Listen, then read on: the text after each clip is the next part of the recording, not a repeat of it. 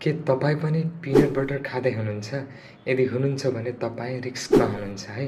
किन भन्दा हामीले मार्केटमा किन्ने पिनट्समा थुप्रै हार्मफुल केमिकल्स र एडिटिभ्स हुन्छ जसले हामीलाई हार्म पुर्याइरहेको छ।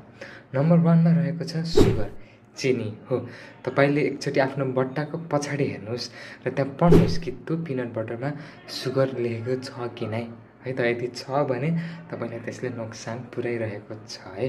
र नम्बर 2 मा हेर्नुहोस् हाइड्रोजिनेटेड भेजिटेबल ओइल्स। यदि त्यो तपाईँको पिनट बटरको इन्ग्रिडियन्ट लिस्टमा छ भने त्यसले तपाईँलाई एकदम नोक्सान पुर्याइरहेको छ है। त्यसले तपाईँको ब्लड कोलेस्ट्रोललाई पनि बढाउँदछ र तपाईँको स्किनमा पिम्पल्सदेखि लिएर थुप्रै समस्याहरू पनि भित्राउन सक्दछ है त। र नम्बर 3 मा हेर्नुहोस् प्रिजर्भेटिभ्स र एडिटिभ्स हो।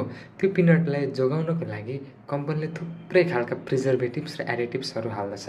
त्यो लङ टर्मसम्म खाइयो भने हामीलाई थुप्रै डिजिजहरू लाग्न सक्दछ है त। र नम्बर 4 मा रहेको छ सल्ट। सल्ट त हाम्रो लागि राम्रो हो, बट पिनटमा हामीले एक्सेसिभ सल्ट खान सक्छौँ। किन भन्दा हाम्रो नेपाली फुडमा त हरेक खानामा सल्ट हुन्छ। त्यही माथि हरेक चम्चा पिनटमा साल्ट आयो भने त एक्सेसिभ सोडियम भएन त। त्यसले त तपाईँलाई रिस उठाउँछ अथवा that means blood pressure high बनाउँछ। सो यो सब कुराहरूलाई सतर्क रहनु होला है त।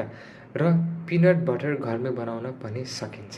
यदि तपाईँलाई त्यसको रेसिपी चाहिन्छ भने मलाई कमेन्ट गर्नुहोस्, म रेसिपी अपलोड गरिदिनेवाला छु। हस्त, धन्यवाद।